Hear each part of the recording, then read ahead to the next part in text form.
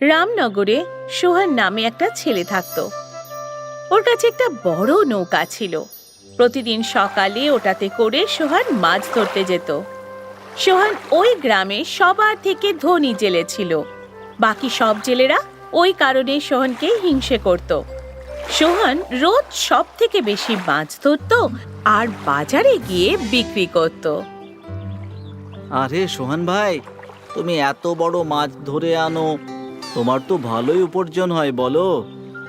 যা হয় সে সবই উপরওয়ালার কৃপা, ওনার জন্যই তো সব কিছু ভালোই চলছে। চলো, এর খুশিতে তোমার তরফ থেকে আজ আমাদের একটা ছোট পার্টি। এভাবেই সোহানের মাছের ব্যবসা ভালোই চলছিল।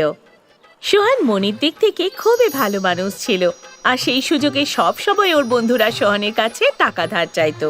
কিন্তু এই ব্যাপারটায় ওর স্ত্রী বিমলা খুবই রাগ করত। সমাজ সেবা করে আজ পর্যন্ত তুমি কি পেলে? আর এত সমাজ সেবার দরকারটাই বা কি? ভগবান তো সকলকেই হাত পা দিয়েছেন, নিজেরা পরিশ্রম করো আর নিজেরাই খা। তুমি তো ঠিকই বলছো বিমলা, কিন্তু আমার এখন কোনো জিনিসের প্রয়োজনই নেই। আর তাছাড়া বন্ধু বান্ধবের সাথে পার্টি করার মতো খারাপ কি? এই সবই দেখনদারি, বুঝলে? দরকার এই সময় কেউ সাহায্য করবে না তোমায়। একদিন সোহনের পুরনো বন্ধু রমেশ ওর সাথে দেখা করতে আসে। রমেশের নজর প্রথম থেকেই সোহানের পয়সার ওপর ছিল।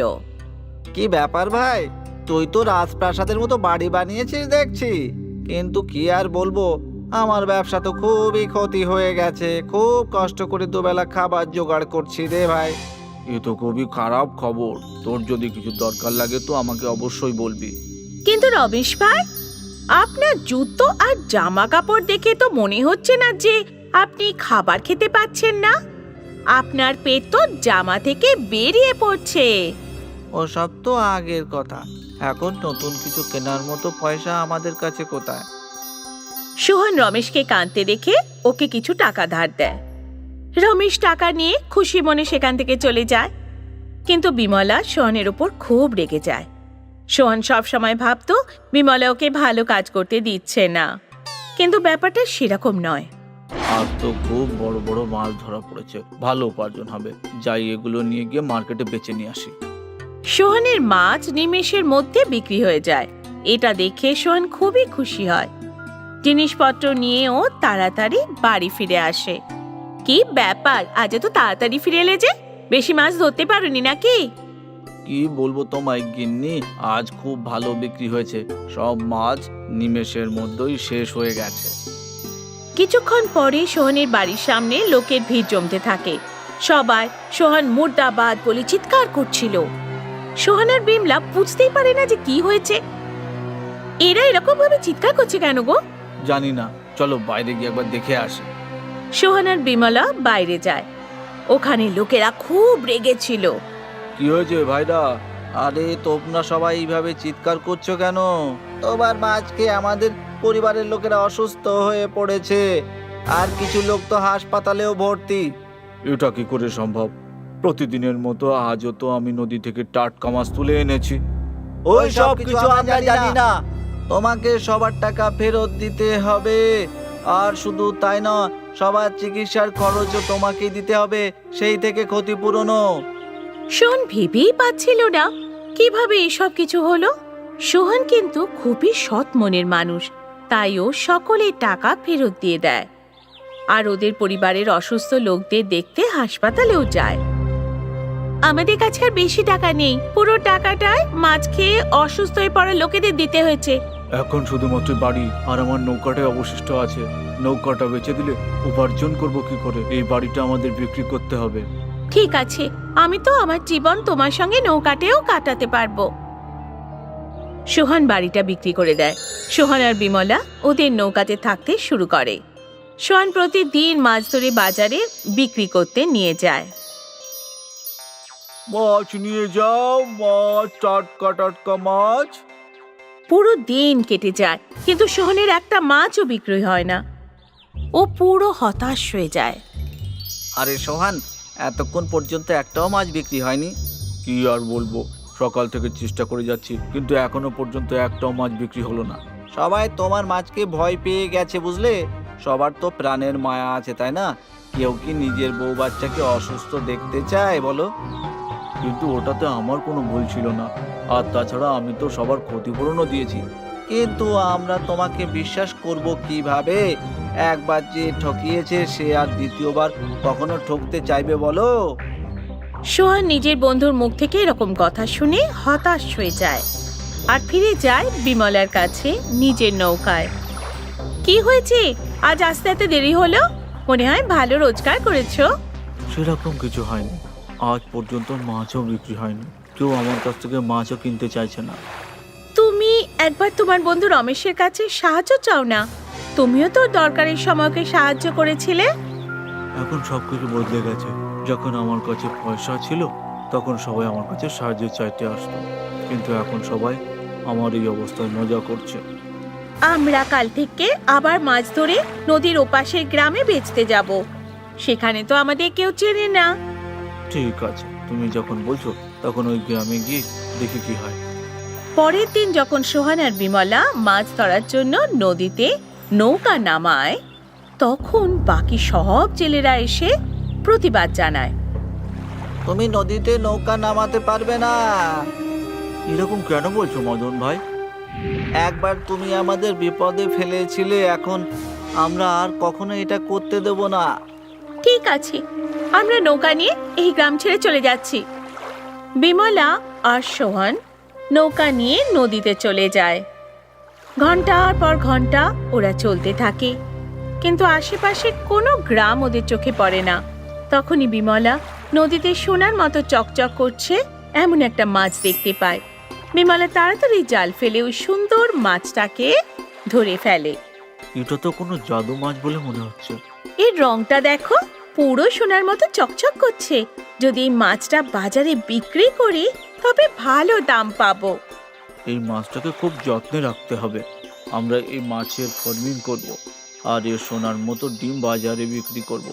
তুমি ওই গল্পটা জানো না, সোনার ডিম পাড়া মুরগি কখনোই কাটতে নেই। ঠিক বলেছ তুমি। বিমলা আর সোহান এক গ্রামে আসে। সেখানে নিজেদের নৌকা বিক্রি করে জমি কিনে সেখানে একটা পুকুর বানায় আর সোনার মতো মাছটার ফার্মিং শুরু করে। কিছুদিনের মধ্যেই মাছটা সোনার মতো ডিম পাড়ে।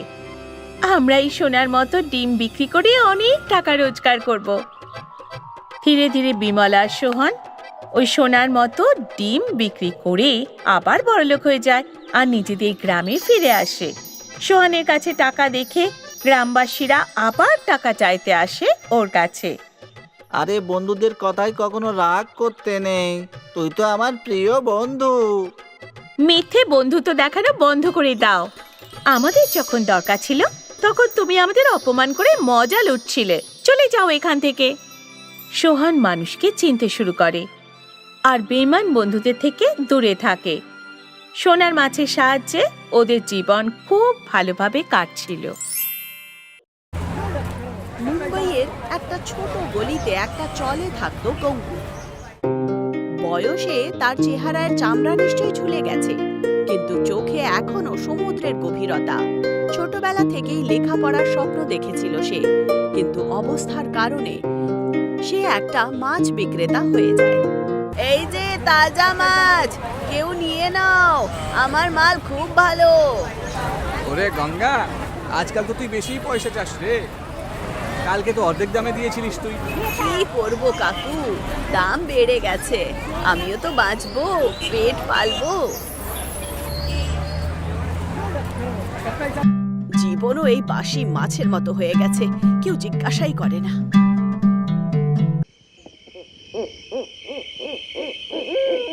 সন্ধে হয়ে যায়, মাছের অর্ধেক মালও বিক্রি হয় না। গঙ্গু ক্লান্ত হয়ে নিজের চলে ফিরে আসে। একা একাই নিজের রুমে একটা ছোট্ট উনুনে ডাল বসায়। একাকিত্ব তার বুকের মধ্যে বোঝ হয়ে গেছিল। কত বছর হয়ে গেল, এই ঘর, এই দুর্গন্ধ, এই ঝগড়া, কতদিন এইভাবে বাঁচবো? কখনো তো নিজের স্বপ্নটা পুরো হোক। ছোট্টবেলা থেকে চাইতাম যে আমি একটা অটো চালাই, গলি গলি রাস্তায় রাস্তায় যাব, পয়সাও রোজগার হবে আর ছেলেদেরও দেখিয়ে দেব যে আমিও কত ড্যাশিং। কিন্তু জীবন তো সুযোগই দিল না। ছাড়ো, বিচারী গঙ্গু নিজের রোজকারের জীবন থেকে ক্লান্ত হয়ে গেছিল। সে নিজের ছোট্ট স্বপ্ন পূরণ করতে চাইছিল, কিন্তু আফসোস সেটাও পুরোই হচ্ছিল না। তক্ষুনি ওখানে আলোচনা শুরু হয়। পাশের রমেশ কাকু নিজের পুরনো রিক্সা বিক্রি করার কথা সবাইকে বলছিল। গঙ্গু সঙ্গে সঙ্গে দৌড়ে ওখানে পৌঁছায়। আরে রমেশ কাকু, রিক্সা কেন বিক্রি করছো? আর আমার কোমর এসব সইতে পারছে না গঙ্গা, রিক্সা চালানো কঠিন হয়ে দাঁড়িয়েছে। তাই ভেবেছি এসব বেঁচে দেবো আমি। ভালো করে দেখাশোনা করতে পারে 10 বছর এটা আরো চলতে পারবে। কত দামে বিক্রি করবে? এই 50,000। ঠিক আছে কাকু, এই সুযোগটা আর পাবো না। আমি রিক্সা কিনেই ছাড়বো।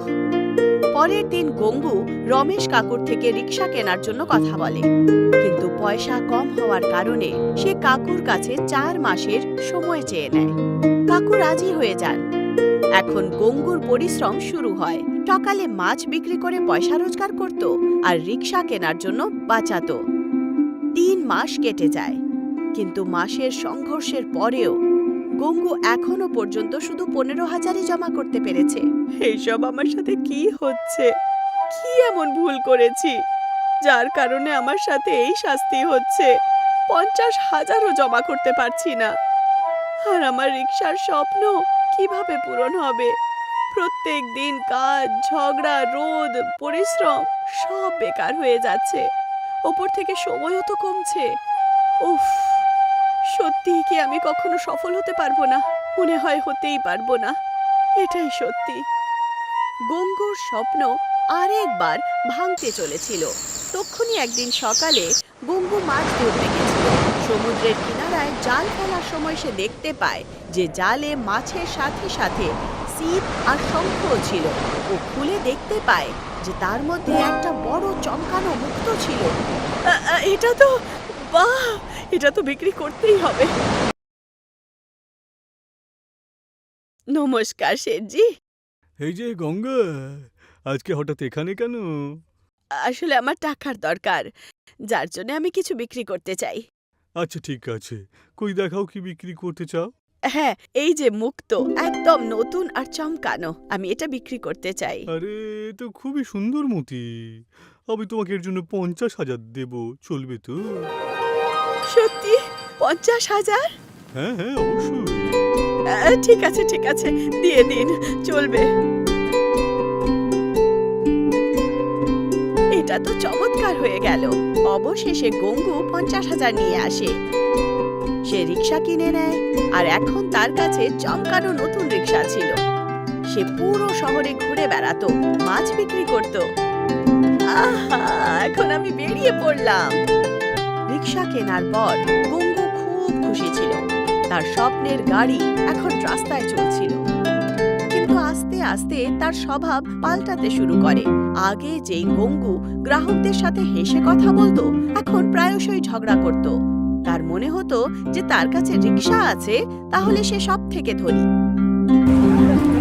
আরে গঙ্গু, রিক্সা মাঝখানে কেন দাঁড় করিয়েছিস? গলি তো খালি আছে, ওখানে লাগিয়ে দে। কেন রে, তোমার আর কোনো জায়গা নেই নাকি হাঁটার? দেখো, এটা আমার রিক্সা, আমি যেখানে ইচ্ছে সেখানে দাঁড় করাবো। তোমার কাজ নয় এর মাঝখানে বলার, বুঝলে? যাও, অন্য রাস্তা দিয়ে যাও। এটা কি কথা হলো?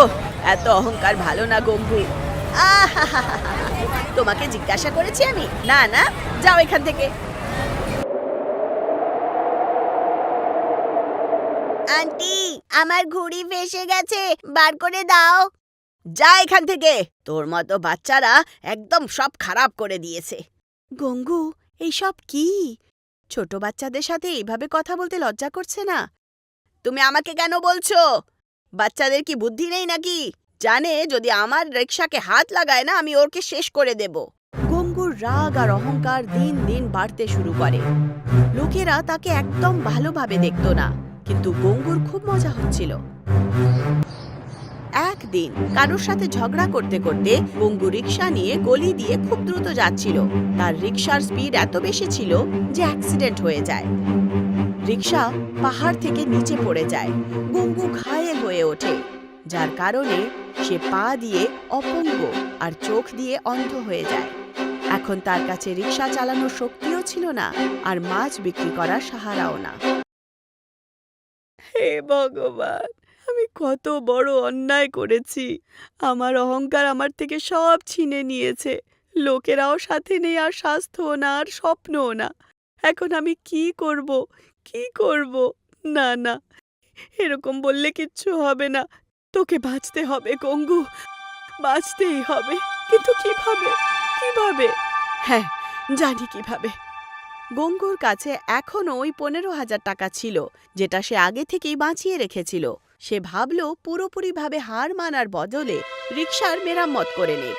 বুঝতে পেরেছিল যে সে নিজে তো চালাতে পারবে না, কিন্তু তারপরেও তার কাছে একটা ভালো প্ল্যান ছিল। সে সঙ্গে সঙ্গে মংলুকে বাড়িতে ডাকে। মংলু, এখন আমি রিকশা চালাতে পারবো না, কিন্তু তুই তো যুবক, তুই চালাতে পারবি। আমি জানি তোকে পড়াশোনার জন্য টাকার দরকার, কিন্তু তোর মদখোর বাবা অর্ধেক টাকা মদেই উড়িয়ে দেয়। সেই জন্য তুই অর্ধেক দিন রিকশাটা চালা, আর যাই রোজগার করবি তার অর্ধেক আমাকে দিস, বাকি তুই রেখে নে। এতে তোর কাজও হবে আর আমারও সংসার চলে যাবে। কাকিমা, সত্যি বলছো? এই রিক্সাটা আমি চালাবো? আরে আরে, এটা তো আমার জন্য স্বপ্ন পূরণের মতন হলো গো। আমি অবশ্যই তৈরি, এখন আমি প্রস্তুত কাকিমা। অবশেষে গঙ্গু যেরকমটা ভেবেছিল সেরকমই হলো। এখন মংলু রোজ রিকশা চালাতো। তার রোজগারের অর্ধেক গঙ্গুকে দিত আর অর্ধেক নিজে রাখত।